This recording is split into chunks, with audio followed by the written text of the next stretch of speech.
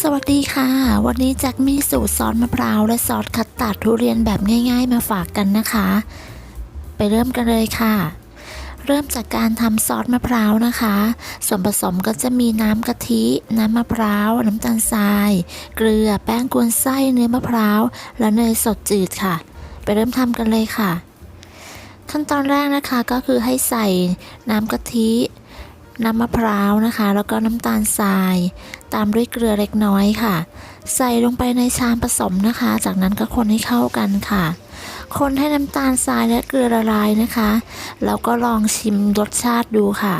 เนื่องจากน้ำมะพร้าวที่ได้แต่ละครั้งเนี่ยความหวานจะไม่เท่ากันนะคะเพราะนั้นเราก็ชิมรสชาติก่อนค่ะพอได้รสชาติที่ต้องการแล้วนะคะก็ใส่แป้งกวนไส้ลงไปค่ะแล้วก็คนจนแป้งกวนไส้ละลายนะคะถ้าไม่มีแป้งกวนไส้ก็สามารถใช้เป็นแป้งข้าวโพดแทนได้ค่ะคนจนแป้งกวนไส้ละลายแล้วก็ให้เราเปิดไฟอ่อนนะคะจะใช้ไฟอ่อนถึงไฟปานกลางนะคะคนส่วนผสมให้เข้ากันค่ะ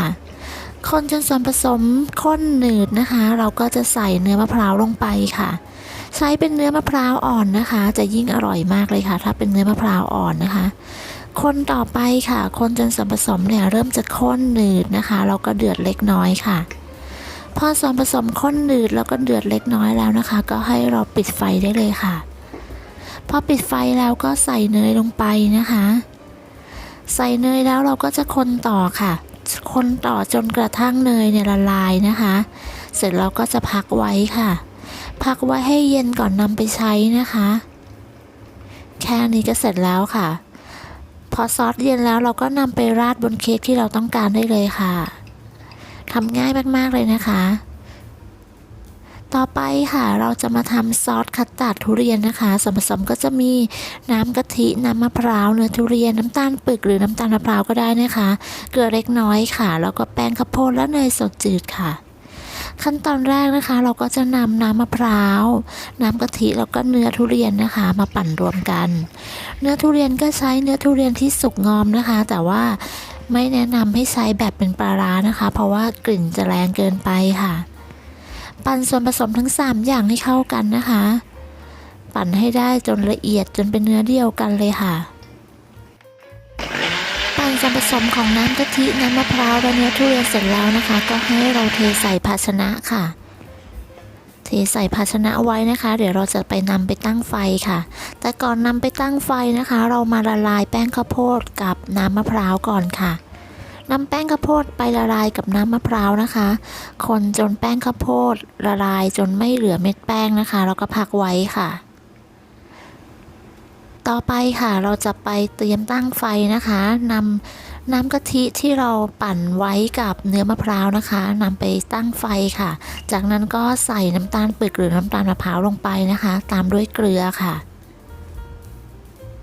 จากนั้นค่ะก็ให้เราเปิดไฟอ่อนนะคะจะใช้เป็นไฟอ่อนถึงไฟปานกลางค่ะแล้วก็คนส่วนผสมไปเรื่อยๆนะคะคนจนน้ำตาลปึกเนี่ยละลายนะคะพอคนไปเรื่อยๆจนน้ำตาลละลายแล้วนะคะเราก็จะนำน้ำแป้งข้าวโพดค่ะที่เราผสมไว้กับน้ำมะพร้าวนะคะใส่ลงไปค่ะเสร็จแล้วก็คนต่อค่ะคนต่อจนกระทั่งส่วนผสมนี่มีความข้นแล้วก็เดือดเล็กน้อยนะคะจากนั้นก็ปิดไฟได้เลยค่ะพอปิดไฟเสร็จแล้วเราก็จะใส่เนยลงไปค่ะเสร็จแล้วก็คนต่อจนกระทั่งเนยละลายดีนะคะคนจนเนยละลายดีแล้วเราก็จะพักซอสคัสตาร์ดทิ้งไว้ให้เย็นนะคะก่อนนำไปใช้ค่ะแค่นี้ก็เสร็จแล้วค่ะซอสคัสตาร์ดทุเรียนของเราทำง่ายมากๆเลยนะคะซอสคัสตาร์ดทุเรียนสูตรนี้นะคะสามารถนำไปใช้กับเค้กทุเรียนหรือว่าเค้กโดนัทได้เลยนะคะตามที่เราต้องการค่ะขอบคุณสำหรับการติดตามรับชมคลิปนี้นะคะถ้าเพื่อนๆชอบก็อย่าลืมกดไลค์กดแชร์กดติดตามเพื่อเป็นกำลังใจให้กันด้วยนะคะสำหรับวันนี้ต้องลาไปก่อนค่ะสวัสดีค่ะ